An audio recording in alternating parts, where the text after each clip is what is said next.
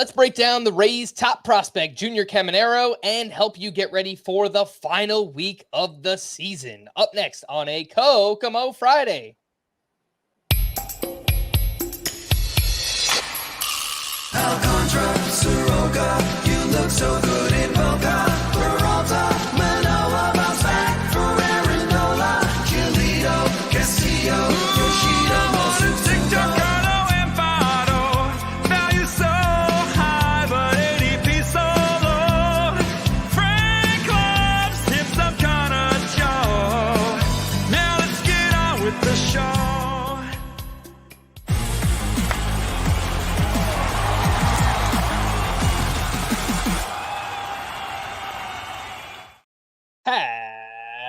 Happy Kokomo Friday and welcome in to Fantasy Baseball today on September 22nd. I am Frank Stampfl, joined by Scotty Dubs, Scott White. Today on the show, the Rays aggressively promoting their top prospect, Junior Caminero. Talk about that. Tarik Skubal continues to dominate the competition, although can we call the Oakland A's competition? I don't know. And we will preview Week 27, the final week of the season. We have made it. Quick reminder to stick with us this offseason. We have a bunch of fun content coming your way. We'll be talking way too early 2024 rankings, prospects, mock drafts, all this kind of crazy stuff. It's going to be fun. So as always, please like this video and subscribe on YouTube if you haven't already. And if you're listening on the audio side, download, follow, and leave a 5-star rating on Apple or Spotify. Let us know if we helped you dominate your league, win a championship. On Apple, you can leave the 5 stars, drop a review. Let us know. Bosses like that kind of stuff. You know, Scott, a buddy of mine texted me today. He asked, how do I feel about the baseball season winding down? And my response was bittersweet, because we all know it's a very long season, Scott, and it doesn't start on, the end of March, the beginning of April. We're doing this all year round. So, we're prepping. We really start to ramp things up in January, February. So it's a really, really long process. But for me, it's bittersweet. It's by the time the season ends, there's a sigh of relief. You can exhale a little bit. But the World Series ends, and I'm like, damn, I miss baseball. So that's how I feel. How do you feel, Scott? I don't know. I don't feel like I ever get a chance to miss baseball. I mean, the season is a grind. March is a grind just because, that's when all eyes are on you. So you really want to put your best stuff out there. And then the season's is a grind mostly because just the keeping up with the games consumes, 90 minutes to 2 hours of every day. And that's just like going through box scores and data. I'm not even talking about like actually watching games. But then in the off season, we're still doing this podcast. I'm still writing articles. There's still the hot stove season and all the analysis that goes with that. So I don't know. I never feel like I'm that removed from baseball. Just maybe the pace changes, at least for me. 100%. There's no doubt about that. The pace changing here. By the time we get to the off season, by the way, we'll drop down to 2 podcasts per week, but we'll give you more details about that coming probably this time next week. Next Friday is our last Kokomo Friday of the year. Maybe, I don't know. We could have some bonus podcasts in there. Who knows what's going to happen? Anyway, let's talk about the Rays, Scott. They are promoting their top prospect, Junior Caminero, very aggressively here. 20 years old. They're calling him up straight from AA. And this is a consensus top 10 overall prospect in all of baseball. This kid was having a massive season, batting .324 with 31 home runs, a .975 OPS in 117 games between high A and AA. And if you look specifically in those 81 games at AA, plate discipline, very solid, makes a lot of contact, only a 17% strikeout rate, 9% walk rate. We're talking big hit, big power tools here. He's 20% rostered. I think this is more of like a sneak peek for next year. And obviously, if you're a Rays fan, you're super excited about this and hopefully him helping out in the postseason. I don't know if we're going to pick him up for fantasy, Scott. I saw you have the Rays as the 4th worst hitter matchups for next week. Yeah. But your thoughts here? This is a huge promotion, Junior Caminero. Yeah, so I mean, I don't want to downplay it because it is a huge promotion, a consensus top 5 prospect. If I had to guess today, he'd probably be my number 3 prospect going into next year, behind just the Jacksons, Holiday and Chorio. And so we get this very brief sneak peek, but from a fantasy perspective, it is too little, too late. The Rays, a big reason they have the 4th worst hitter matchups next week is that they're one of only 4 teams playing just 5 games next week, and we don't even know for sure that that Junior Caminero, gosh, I forgot his name for a second. That Junior Caminero is going to play all 5 of those games. He is primarily a third baseman. I did speculate at one point, however many weeks ago, that maybe the Rays would turn to Junior Caminero to fill their shortstop need that came up suddenly. But he hasn't actually played shortstop since late July. So if that was the plan, they would have gradually been playing him there more in the minors, I would think. So I imagine he's going to split his time between third base and DH, whatever time he does get. But there are complicating factors with that, obviously, because, at third base, they have a pretty good player already. Gosh, I'm forgetting Isaac Paredes. Gosh, what is wrong with me? It's the end of the season, Scott. I mean, trouble remembering names as right now. Our brains are melted already. Yeah, Isaac Paredes, of course, has had a great season as the Rays' primary third baseman. He could shift to first some days, but they have Yandy Diaz there, whose name I immediately recalled, thankfully. So, they're going to play, obviously, Junior Caminero some. They want to get a look at him. They want to see if he's going to be part of the postseason roster, all of that. But will it be every day? It's hard to say that for sure. So instead of focusing on the fantasy angle, which is normally what we do, I like I said, too little, too late, unless you play in an extremely deep league. I don't even see much point to go after Junior Caminero at this point. I do just want to talk about the caliber of prospect he is. So the numbers between high A and double A this year, and it's mostly double A, 81 games at double A, which is impressive enough that a 19-year-old spent that much time at double A. Junior Caminero, between those 2 stops, has hit 324, 31 home runs, and a 976 OPS. 30, I mean, I don't, those are impressive numbers, obviously, but without the context of what minor league numbers normally look like, it may slip by you. 31 home runs. You don't see a ton of 30 homer seasons in the minors. And usually they belong to 25-year-olds at AAA. They don't play as many games down there. They don't see as many strikes and as many pitches that they can hit out. And they're still growing physically. So you don't see a lot of 30 homer seasons. From a 19-year-old who spent most of his season at AA, I don't know when that last happened. I was looking just for any 19-year-olds or pre-20-year-olds, let's say, teenagers, who hit at least 30 homers in a minor league season. The most recent I could come up with was Joey Gallo in 2013, who actually hit 40 homers as a 19-year-old in much lower levels than AA. So I think right before we were going on, somebody responded to my tweet about this and said Cody Bellinger did it as a 19-year-old. It got to exactly 30. But it's rare. I don't have the exit velocity readings for Junior Caminero, but I've read that they're very impressive.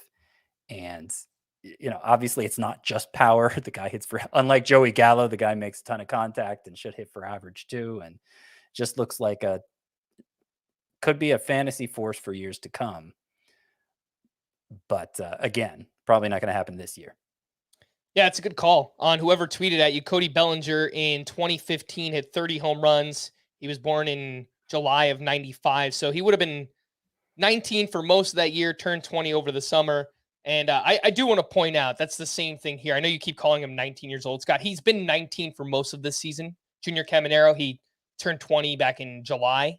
But Yeah. Okay. His age Nonetheless, 19 season. yeah, nonetheless, I mean, it's an incredibly impressive season and a very impressive prospect here. So it's going to be fun just to watch over the final 10 days of the season what Junior Caminero can do here and whether or not he can contribute in the postseason. But if he really does anything of note, I think he's probably up on opening day next year as well. So just I would something imagine to so.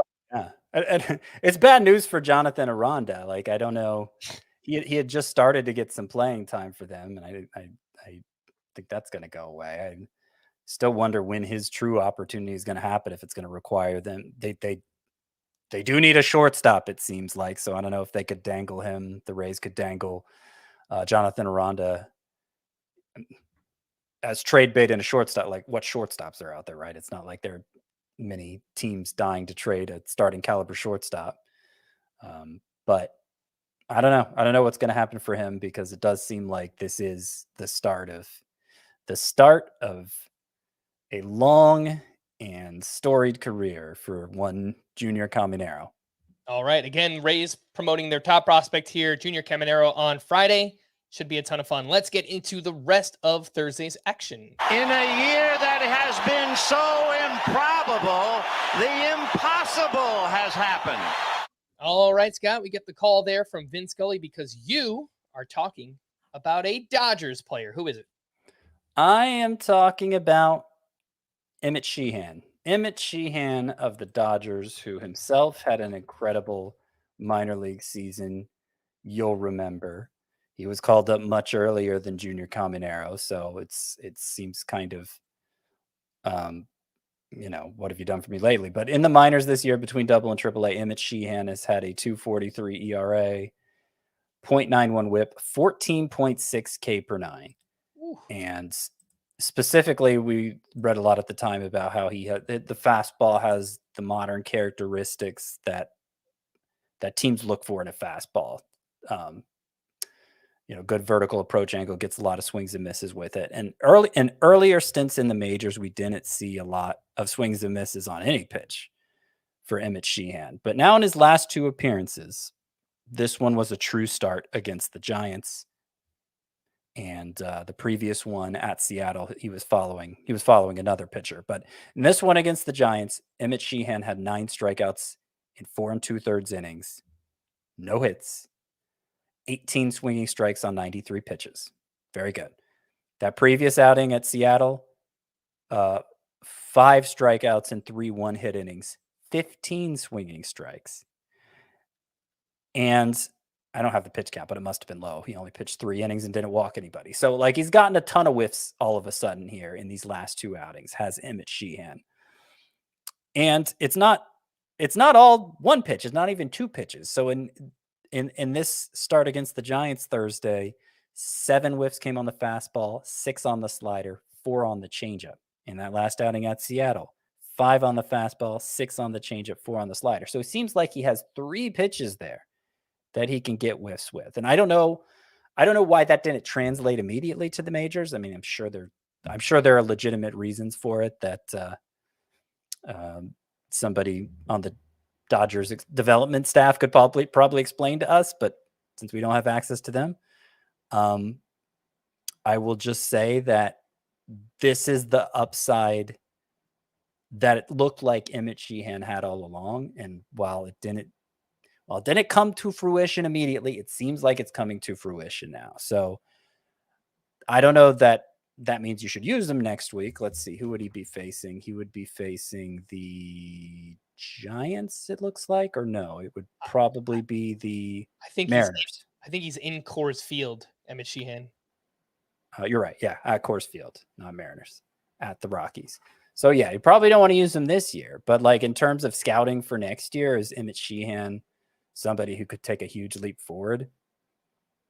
I think it's possible. Showed a lot of strikeout ability in the minors. Control could be an issue, as it is for so many young pitchers who get a lot of strikeouts, but that is something that they often overcome in time, and particularly with, the Dodgers are as good at developing players as any organization. So I have high hopes for Sheehan long-term, which, I'd kind of begun to wonder with the way his major league career started. But I also have hopes for him next year if if he can become a regular part of the Dodgers rotation. And we've seen this with many pitching prospects before. We saw it with arguably the top pitching prospect in baseball coming into the year, Grayson Rodriguez. It took some time. He took his lumps. He got sent down. He came back, and he's pitched incredibly well since returning. Emmet Sheehan, he's had one bad outing, but 3 other very impressive performances since being recalled.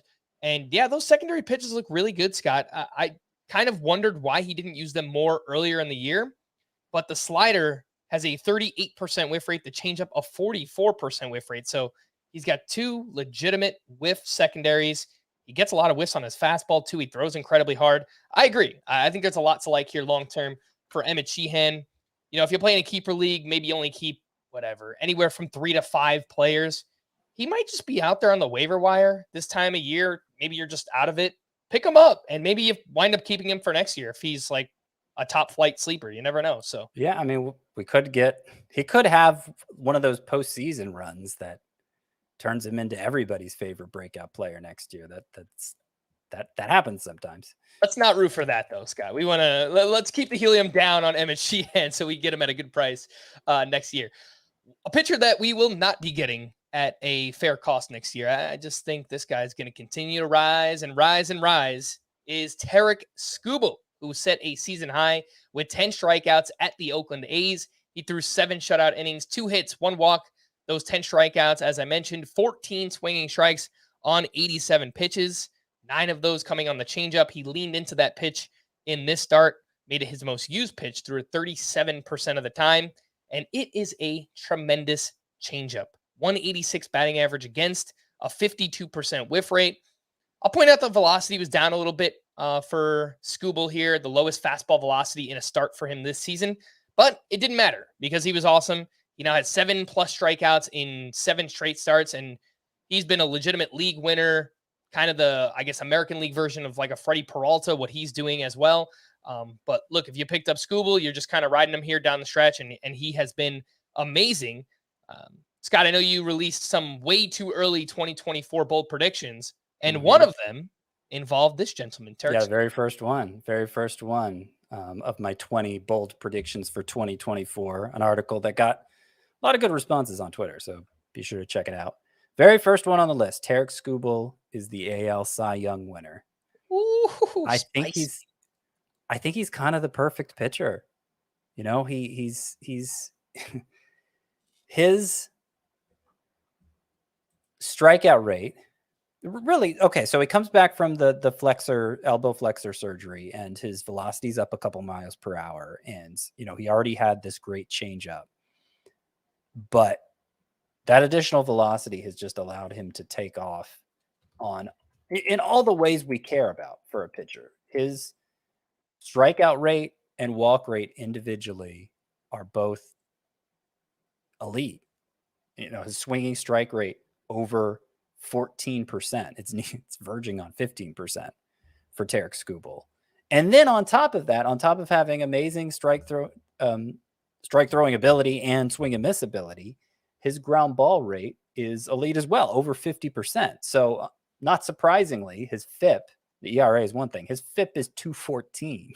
Like the things a pitcher has direct control over, Tarik Skubal does all of them amazingly well. And really the one thing that was maybe the one remaining question for him once it became clear he was, uber talented in this way, is would the Tigers let him go deep enough into games to take advantage of that? And they've answered in the affirmative here recently. So 7 innings at Oakland here on Thursday.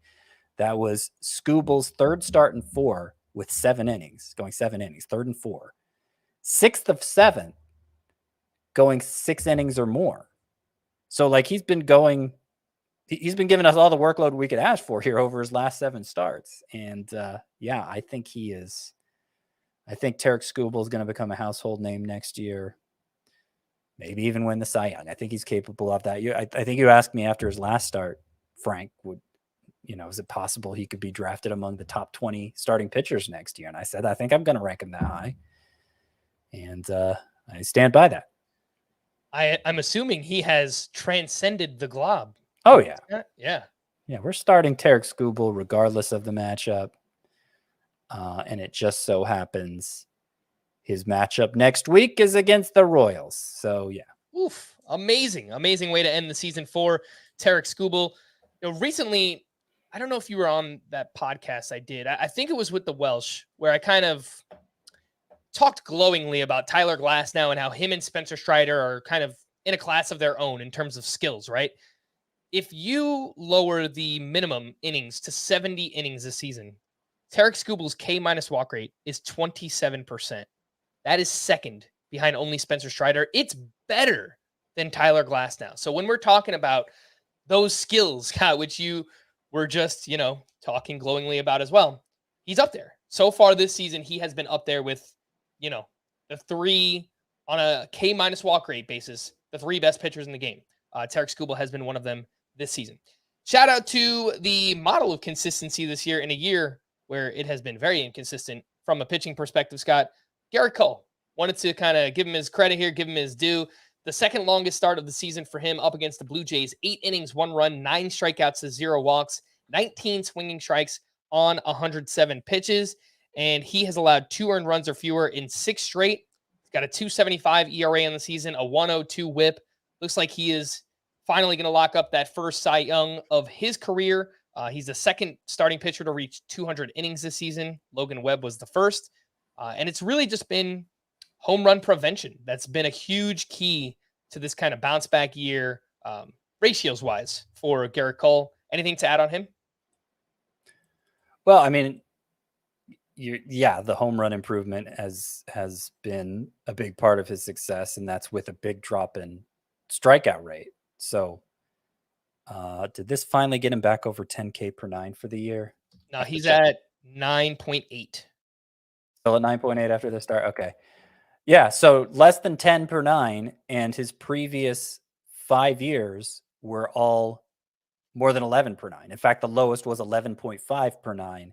3 of them were over 12 per 9. So he's taken a big step back as a strikeout pitcher, but that's we've kind of seen that across the elite class of pitchers. Like Cole is not unique in that regard. And so I've seen a lot of hand-wringing over his season, like, oh, why is this the year he wins the Cy Young? He hasn't actually been that good because strikeouts or whatever. Well, I mean, it's obviously relative to the rest of the league. He's the runaway. He should be the runaway winner in the AL. There's nobody else who belongs in the conversation. Well, obviously we've been debating a few different candidates on the NL side. As we talked about a couple weeks ago, if you're just doing point per game averages, head-to-head point per game averages for the all starting pitchers, like the whole, it's been like this paradigm shift. The whole class of starting pitchers has dropped in terms of productivity, and Gerrit Cole has just gotten caught up in that, but he's still easily one of the elites in fantasy. In fact, him and Spencer Strider are the only two I'd be willing to draft in either of the first 2 rounds next year. Yeah, and I have a pretty good feeling those two will indeed, Strider probably going to go in the first round in a lot of drafts. Gerrit Cole, maybe he's at the turn, maybe he's an early second round pick, something like that. But yeah, 100%. I think those two guys are pretty much a lock, barring injury, to be the first 2 starting pitchers drafted in fantasy next year. Let's take our first break. When we return, got some waiver wire pitchers, some waiver wire hitters as well for the final week. We'll talk about those right after this. We don't get a try run, we only get one life. So enjoy the ride. Just live your life, one day at a time. Enjoy the ride.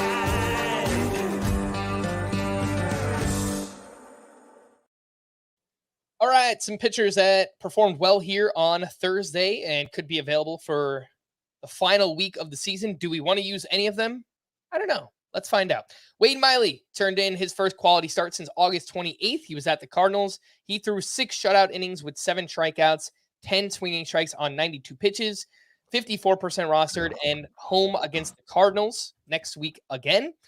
Ranger Suarez, not so great here against the Mets. He gave up 4 runs over 6 2/3, but he faces the Pirates in the final week. So have a feeling we're going to like that one. Johan Oviedo turned in his first quality start since that complete game shutout on August 28th. He was at the Cubs. He threw 6 shutout innings, 5 walks, 5 strikeouts. He's at Philly next week, so I think that's probably a no-go for me. Kyle Hendricks, another quality start. He was facing the Pirates, 6 innings, 3 runs allowed, but only 1 earned run, 5 strikeouts. He's at Atlanta next week. I think that's a big old no for Kyle Hendricks. And Kyle Harrison back in the bigs with the Giants. He was at the Dodgers. Yesterday I said, look, there's no way. You can't stream this guy. And he had a good start. 5 1/3 innings, 2 runs allowed, 2 strikeouts. He is 45% rostered. I don't know if you factored him into the matchups yet, Scott, but CBS has Kyle Harrison listed as a 2-start pitcher next week. I don't think I would want to do it anyway because it's the Padres and the Dodgers, but yeah, just thought the Giants rotation is the most difficult of all to figure out.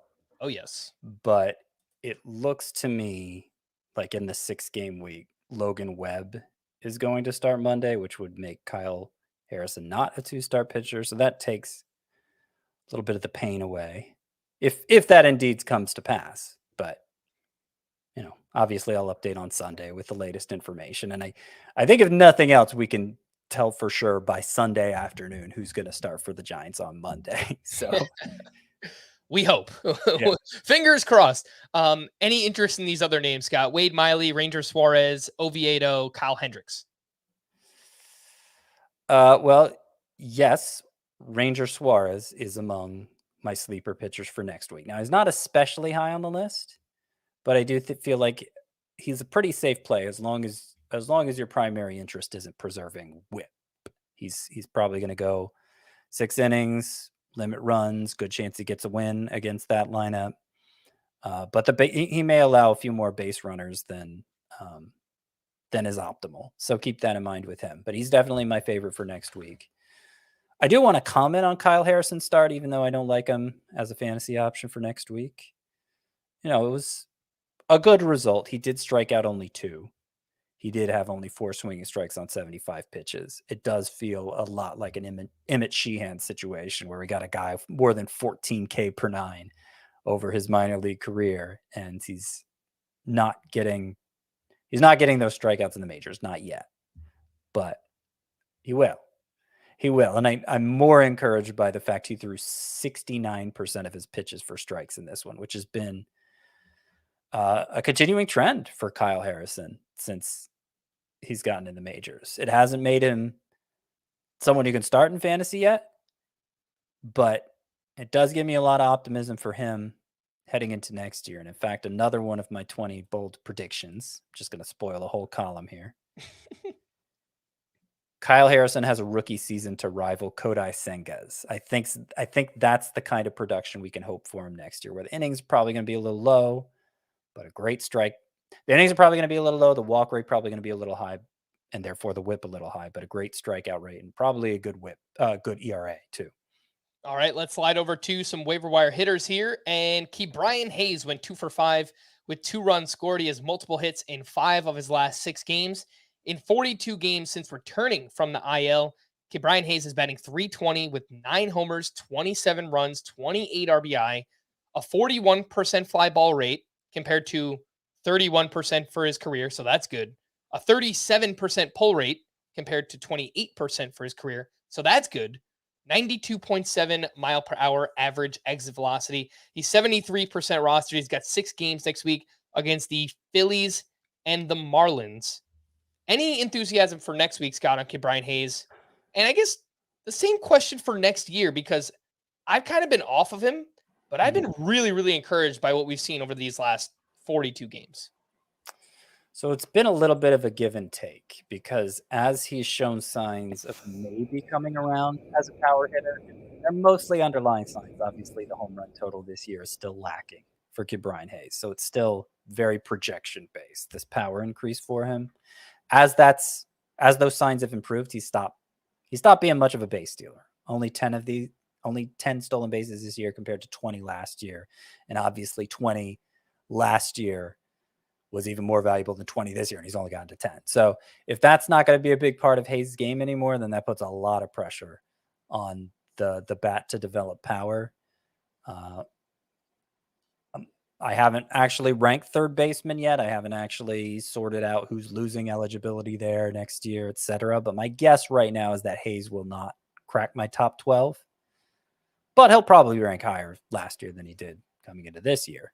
So that's the next year angle on Hayes. As for the next week angle on Ke'Bryan Hayes, he came very close to cracking my top 10 sleeper hitters. I like that the Pirates are facing 3 lefties in their 6 games. Hayes' numbers are even better against lefties than righties. But the pitchers on the schedule, Aaron Nola, Ranger Suarez, Jesus Luzardo, Edward Cabrera, Braxton Garrett, and Taijuan Walker, for the most part, pretty good pitchers.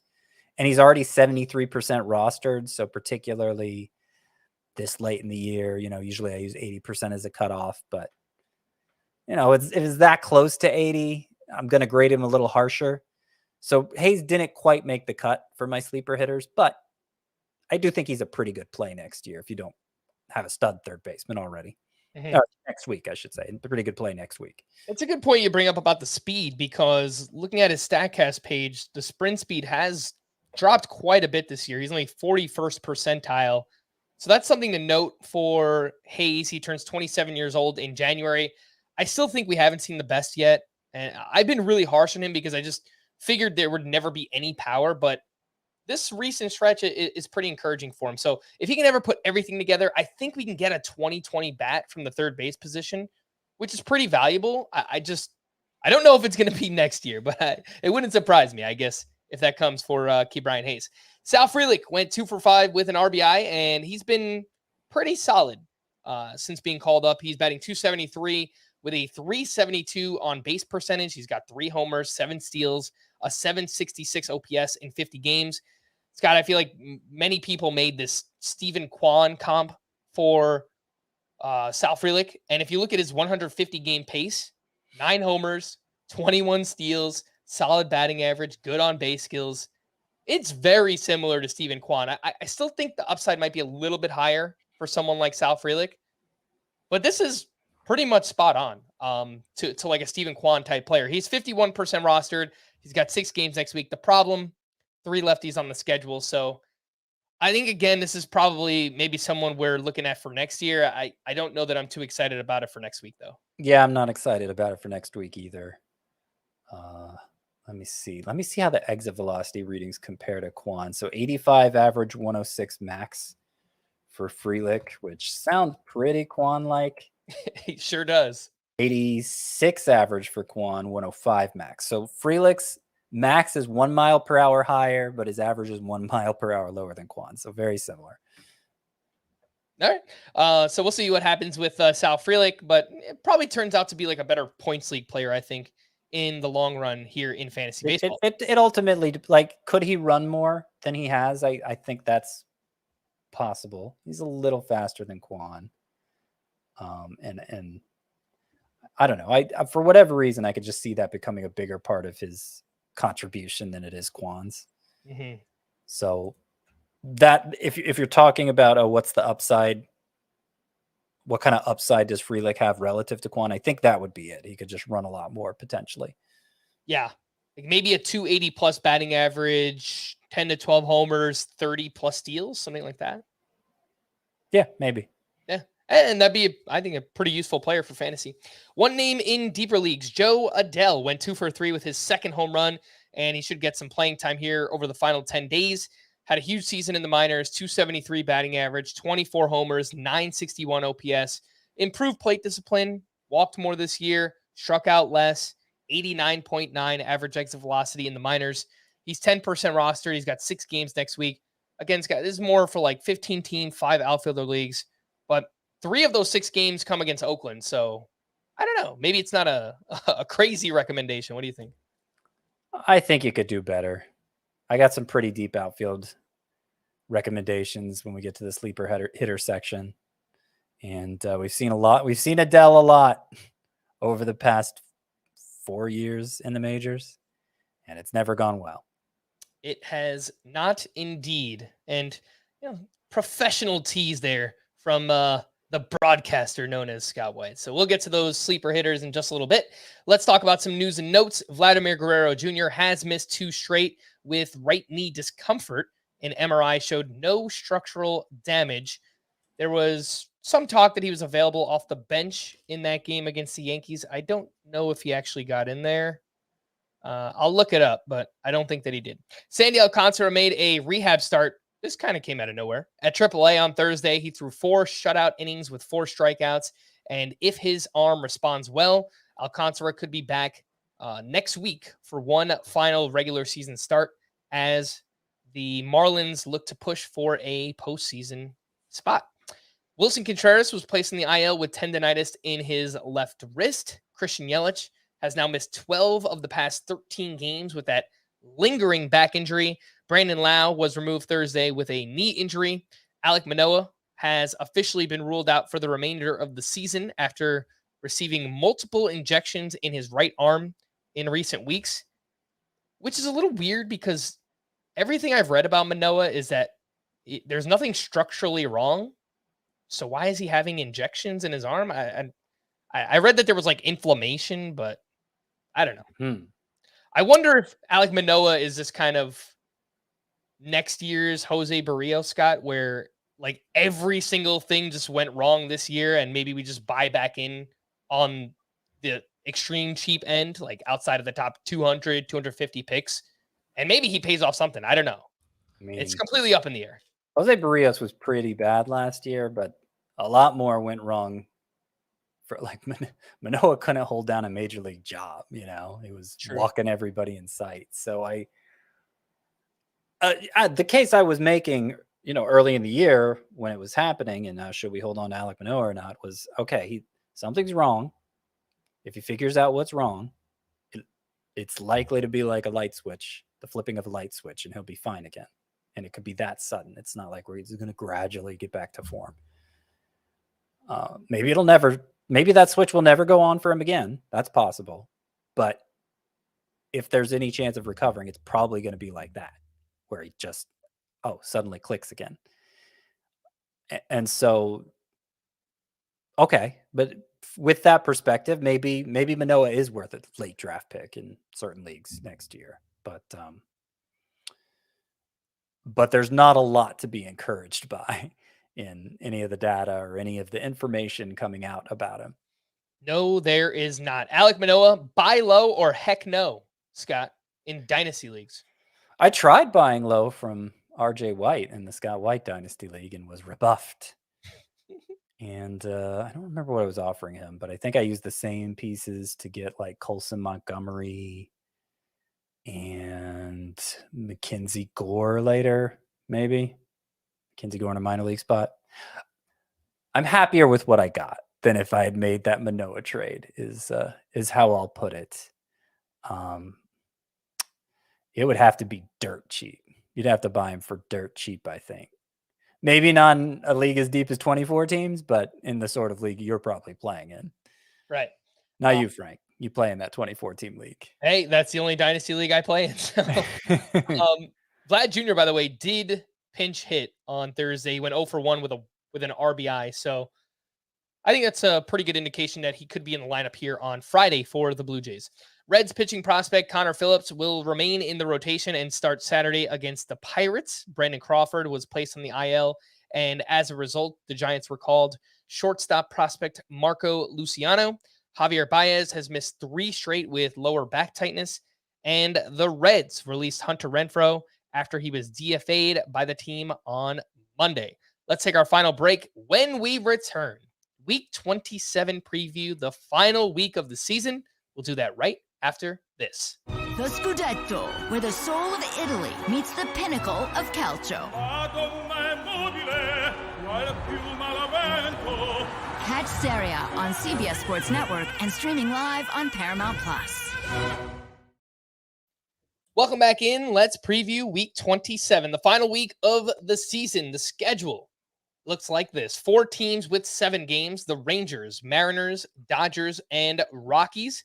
22 teams with 6 games and 4 unlucky teams with 5 games next week: the Nationals, the Rays, the Guardians, and the Reds. As for those Rockies, all 7 of those games are at home in Coors Field, 4 against the Dodgers and 3 against the Twins. Yeah, go time. Let's go. Starter sit these fringe 2-start pitchers. Mitch Keller, who got blown up once again on Wednesday. He is at the Phillies and home against the Marlins. Oh, just such a frustrating pitcher. And don't you know it? 2 starts to end the week. One of the matchups great, one not so great. So, yeah, he gave up 7 runs at the Cubs on Wednesday, did Keller. And 2 starts prior to that, he gave up 8 earned runs. The start in between, 8 2-hit innings. So just all over the place with his performance, single game performance is Keller. A man of extremes. And so I could see not starting him in a roto league.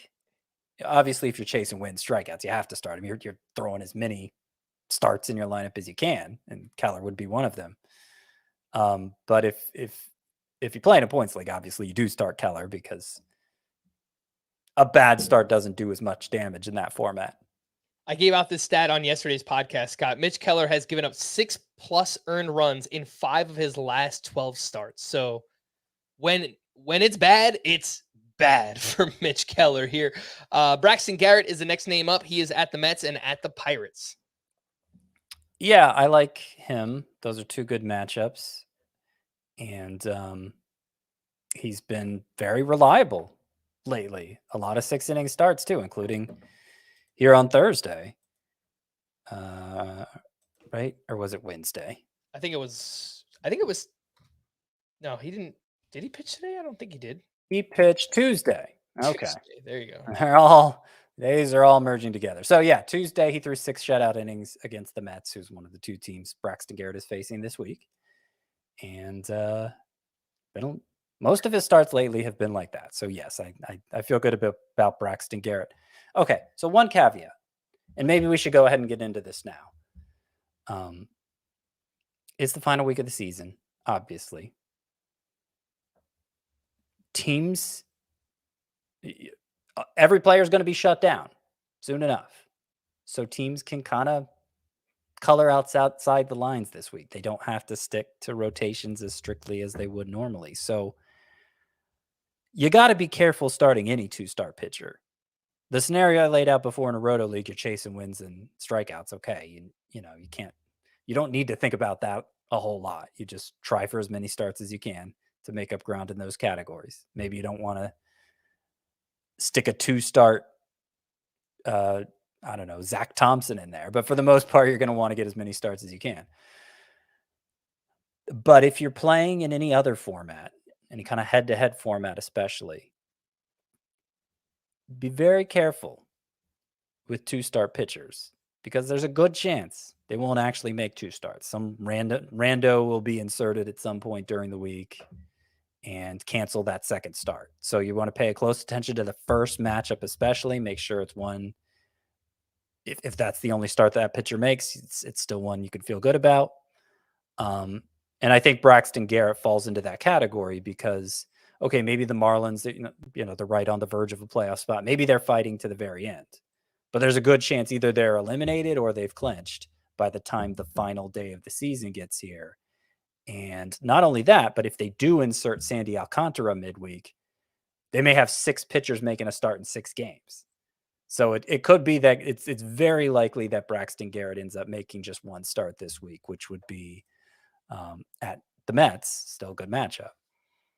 So if you're at all on the fence, 2-star Braxton Garrett or 1-star pitcher who's also really good, maybe go with the 1-star pitcher who's also really good.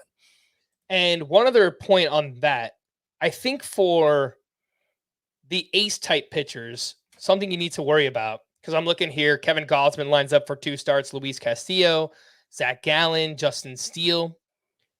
There's a chance that those teams wrap up a playoff spot by the time we get to Saturday or Sunday, and they might want to save those pitchers for the wild card game, right? Or whatever it might. Yeah, I guess. Who all did you mention there? Right? I mentioned Kevin Gausman, yep. Luis Castillo, Zach Gallen, Justin Steele. So those are all teams that are in the hunt for a wild card spot right now. Logan Webb, potentially. Giants are almost out of it at this point, but yeah. potentially Logan Webb, George Kirby, I George think is another Kirby, name. Yeah, George Kirby, Justin Verlander, right. Aaron Nola. Aaron Nola. Yeah, they may just want to reset there. It's like most of the 2-start pitchers that you'd be interested in starting. Now, the guys we just named are so good. You start them anyway, right? You start them anyway. Maybe not Nola, even though it's against the Pirates, but the other ones, yes. You don't have to think so hard with them. Oh, are they going to lose their second start or not? But certainly the Braxton Garretts of the world. And I do have Ryan Pepio on here when we get into the sleeper section. Now, that's scary because the first start's at Colorado. But the way Pepio's pitched lately, he might just give you 6 shutout innings at Colorado. But Right. I don't know what the Dodgers are going to do. And clearly I didn't know what the Dodgers were going to do last week either because I had Pepio as a 2-star pitcher then. But they have a doubleheader on Tuesday. Looks like it's going to be Pepio and Bobby Miller starting Tuesday. So which of those two gets to start Sunday? They'll both be on the same amount of rest. I'm guessing Pepio because he has fewer innings accumulated this year, and he'll probably be lower down the pecking order in the postseason. So they'll want to build in extra rest for Bobby Miller. But it could be Bobby Miller. It could be someone else completely. They could bring in Ryan Yarbrough out of the bullpen to start that final game of the season. So like it's Especially if it doesn't matter for the Dodgers, right? Like, right. Yeah, it's a So good point. You got to be. It's almost to the point of you have to assume nobody's making 2 starts next week. And okay, these guys are the most likely to make 2 starts, but you have to consider it gravy if they actually do. With that, I'm going to continue to ask you about pitchers who we think are going to make 2 starts next week. Bryce Elder, he walked 5 and struck out none on Wednesday. He is at he's home against the Cubs and home against the Nationals. Yeah, he's been very up and down recently, and the ups aren't as high as Mitch Keller's ups. I do have him as an advisable start in most leagues, but I could see sitting him in categories leagues. There's not a ton of upside for him there. Really, just you're hoping for 2 wins out of him. And, he's accumulated a lot of innings this year. The Braves might want to preserve. I presume he'll be their number 3 starter going into the postseason. So there's a good chance he doesn't make that second start against the Nationals. Adrian Hauser is home against the Cardinals and home against the Cubs. So I do have him as my top no thanks pitcher, but if you're just dying to get as many starts as you can in the lineup, you could do worse than him. That's exactly right. Because you know what? Heading into this week, I looked at Scott's no thanks section and I picked up Jose Butto, and that first start was pretty good. We'll see. It We'll see worked what he out. does this weekend. Yeah. I'm just going to bring up these two because I think people are going to be kind of clamoring for starts. Tanner Houck home against Tampa Bay at the Orioles. Yeah. I considered putting both Hauser and Houck in the head-to-head points. Like I could see doing it in head-to-head points tier instead of the no thanks tier. But they're at least justifiable if you just really want to sell out for volume this week, with the caveat again that they may only make 1 start themselves. This last name, frankly, I don't even know if he's going to be in the rotation next week because I saw some rumors that Martin Perez has earned the right to get back into the Rangers rotation, and John Gray has been terrible recently. He is at the Angels and at the Mariners. Right. They only have 4 starters now. So I think Martin Perez would just come in as the 5th guy. But Gotcha. John Gray has only been going like 2-3 innings lately. He's practically been a reliever. So bad. So yeah, he's maybe the first of the 100%. I don't want anything to do with these guys the final week of the season. I have him on my Tout Wars team. It's a head-to-head points league. And even with the projected 2 starts, I'm dropping him. Greg Jewett, if you're listening, you already know one of my drops this week. I am dropping John Gray. I am not starting him against you. You know what? I'm going to go ahead and make that change here. I'm going to make John Gray the top of the no thanks tier and include Adrian Hauser and Tanner Houck in that. You could maybe do it in points leagues tier. Okay. Because I think on a limited 2-start slate, that's probably the truer representation. Let's get into the 2-star pitchers to add and stream for the final week. We've got 5 names on the list here. And the Welsh and I had a great discussion about Michael King and Reese Olson yesterday. Those guys have been lights out recently. What are your thoughts on those 2? Yeah, so King is my favorite sleeper pitcher for this upcoming week, and in fact, I'm close to just calling him must start for the 2-start week, because there's a very good chance he makes those 2 starts since he's spent most of the year in relief. It's not like he's running into innings problems, and the Yankees aren't playing for anything. So at Toronto, which isn't a bad matchup at all, that's actually who he struck out 13 against on Wednesday, and then at Kansas City, which is a terrific matchup. Michael King, one of my bold predictions, I'll just stick with this theme. One of my 20 bold predictions was for Michael King that he will make the All-Star team as a starter next year. And he should be in your lineup next week. Okay, Ryan Pepio's on number 2 on this list. It's a little scary since that first starts at Colorado, but I just have so much faith in Pepio right now that would be hard to pass him up with the chance of 2 starts. Reese Olson, 3rd on the list, 2 great matchups against the Royals and the Guardians. I considered ranking him ahead of Pepio, but I don't have as much confidence in him continuing his good work of late. It's not like it's been strikeout heavy or anything like that. Kita Maeda, we've seen him turn things around lately. 2 starts versus Oakland. That's the one he's most likely to make, which is good. At Colorado is the second one. So that bumps Kenta Maeda down a little bit. You almost rather him make 1 start maybe. And then the last of the 2-star pitchers is Paul Blackburn, who was supposed to be a 2-star pitcher this week, but apparently got pushed back. He's at Minnesota, team that strikes out a lot. At the Angels, they obviously don't have a lot of good hitters left. So at least in points leagues, you might want to give Paul Blackburn a look. A few 1-start options, I'll just rattle them off real quick. Ranger Suarez against the Pirates, we talked about him. Gavin Williams is at the Tigers. Sawyer Gibson Long, we'll see how his start goes this weekend, but if it's a strong follow-up, then I like him against the Royals. Edward Cabrera is at the Pirates, and Bailey Ober is facing the Athletics. All right, let's move over to the hitters and the best matchups for next week. The Twins, Dodgers, Rockies, Braves, and D-backs. The worst hitter matchups, Nationals, Cubs, Mets, Rays, and Astros. With that said, Scott, your sleeper hitters for the final week of the season.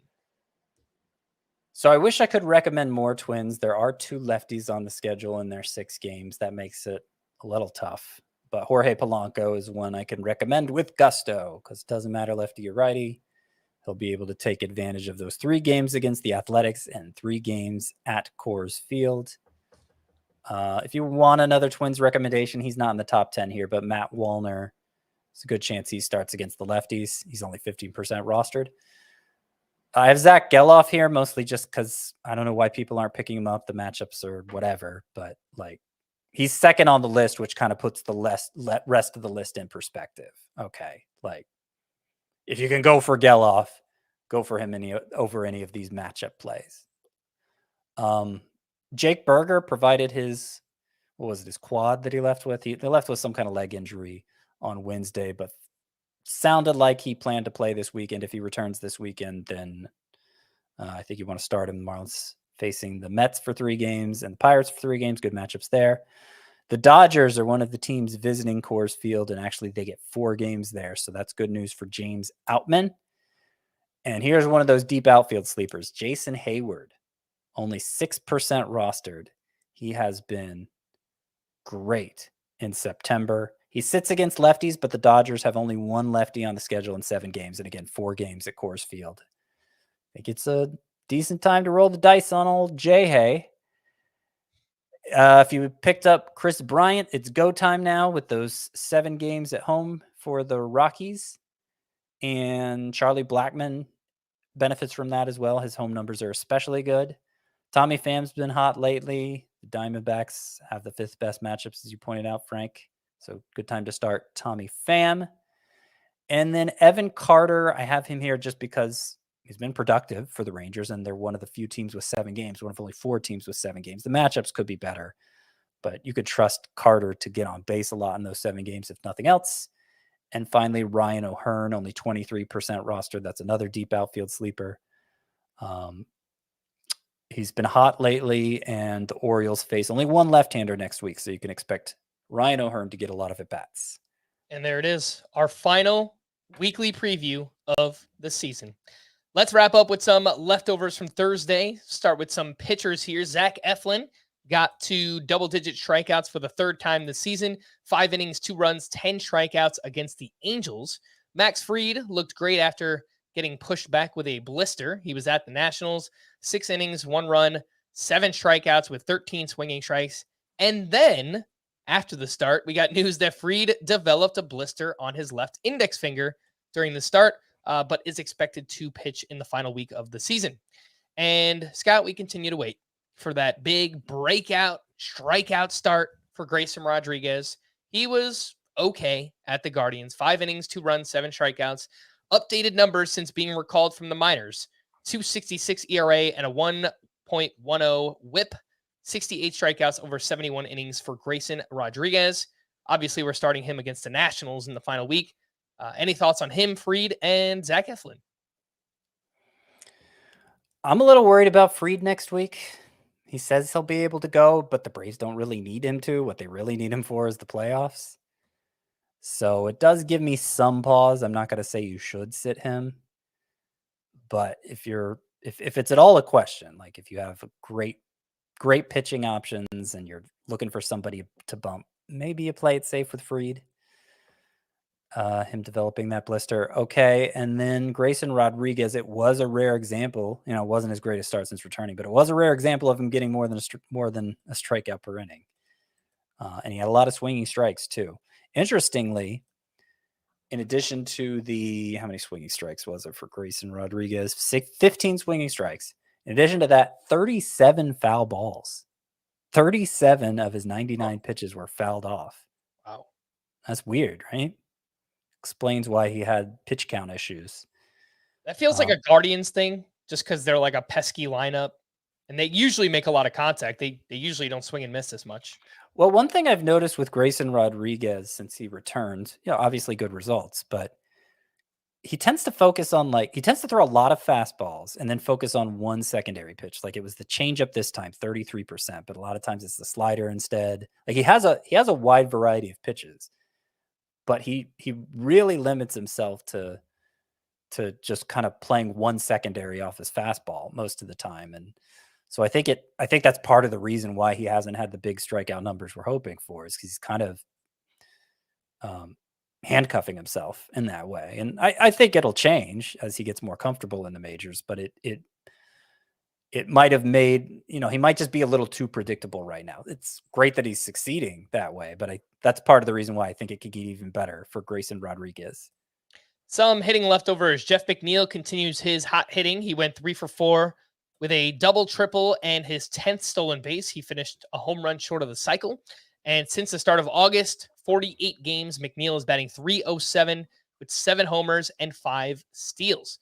Francisco Lindor went 2 for 4 with 2 steals, his first time picking up 30 steals in a season in his career. And just overall, batting average is kind of middling, 251, but 26 homers, 100 runs scored, 88 RBI. It's a 4-category contributor here for Francisco Lindor. Ozzie Albies had a huge game. In fact, the entire Atlanta Braves did, because that's basically what they do. Ozzie Albies 4 for 6 with a sock and a shoe, his 32nd home run and his 13th steal of the year. 103 RBI for him, batting .274. A great season for Ozzie Albies. Matt Olson 2 for 6 with his league-leading 53rd home run. He also leads all baseball with 132 RBI. Pete Alonso is the next closest at 114. So that is quite the cushion there for Matt Olson. And you don't have to pick him up. You don't have to do anything at all.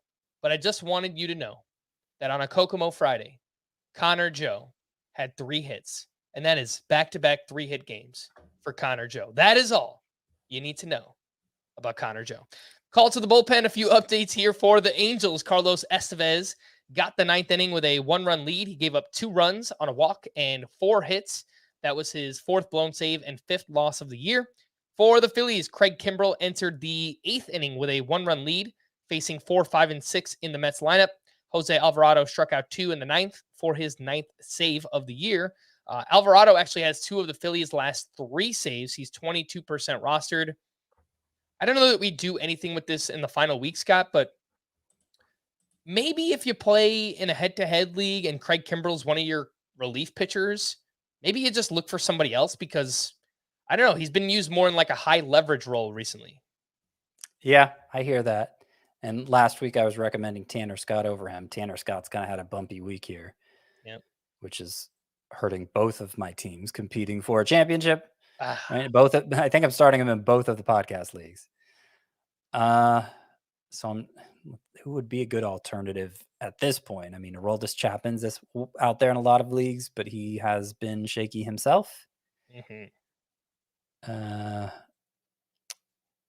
There's not much. We still don't really know who the Cubs are going with as Adbert Alzolai's replacement, and it seems like Alzolai himself could return at some point next week.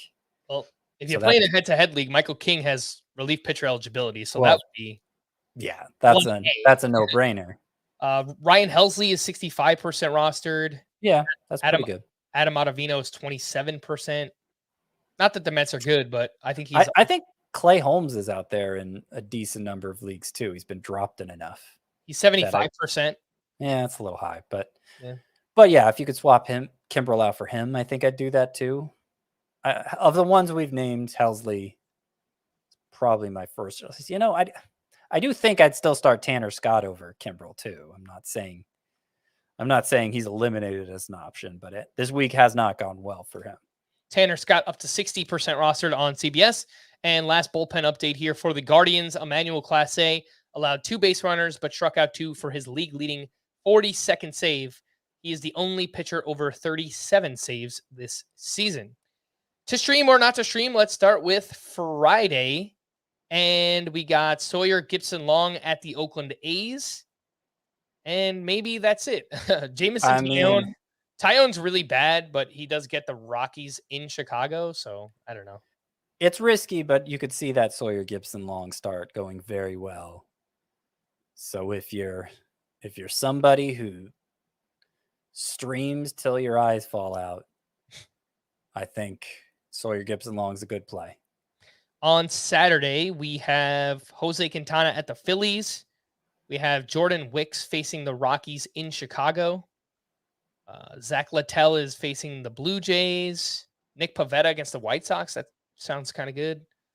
John Means at Cleveland. Cal Quantrill versus the Orioles. Connor Phillips versus the Pirates. There are some intriguing names, I think, on Saturday. Not necessarily good, but intriguing. Yeah. I could see 4 or 5 of these going well, but I'm not confident in any of them going well. Probably my favorite is Nick Pivetta against the White Sox, who've just been awful offensively of late. And, particularly if you need strikeouts, I think Pivetta is the way to go. If you're just kind of looking for stability, hopefully a quality start, probably Jose Quintana is still the best choice for that. But that Phillies matchup is not the most favorable. Mm-hmm. I think Jordan Wicks might work as well. He's been a little up and down, but you get the Rockies on the road. I think anything can happen, but usually it's good. On Sunday, we are looking at Christopher Sanchez. Kind of has that piggyback thing going on. He's facing the Mets. We have I think he's out based on the way. I know it was against the Braves, but he didn't. I don't know. I guess if it maybe who knows how it would have gone if he had not been giving up any runs. He gave up, 3 earned runs in less than 5 innings. Gave up a fair amount of hits. I think with Lorenzen, he only recorded 1 or 2 outs. Yeah, Lorenzen was horrible. Yeah. But Sanchez gave up 3 earned runs in 4 innings on 7 hits. So he wasn't great. And maybe if he was better, they would have let him go more than 4 innings. But that's still, we can only theorize. Yeah. Are there better options? That's what we have to consider as well. Would we start Clevenger with the way he's been lately at Boston over Sanchez against the Mets? I think so. I think I'd do that. I think so too. Number 1 for me is probably Edward Cabrera against the Brewers, though. Just hoping for a big strikeout out. He looked pretty good in his first start of the week, but he didn't get a lot of strikeouts. And so it wasn't a total victory for folks who recommended him like me. But hopefully he gets those strikeouts against the Brewers. Brian Wu at Texas, I think if you're going to stream like crazy, I don't know why you'd pass on that. I worry about Texas. They had a huge game on, I think it was Wednesday. Their offense is everyone's getting healthy. They're starting to click again. So that one's kind of worrisome for me. I think Cutter Crawford, he's always up and down, but he gets whiffs and he's facing the White Sox. I think that's okay. Yeah. And I really like picking on the Rockies here on the road. So I think Javier Assad is fine. Yeah. Oop, that's true too. I guess there are a lot of pretty good options Sunday. Okay. We are going to wrap there. For Scott, I am Frank. Thanks as always for tuning in to Fantasy Baseball today. Please make sure to follow and leave a 5-star rating on Apple or Spotify. And we will be back again next week. Bye-bye.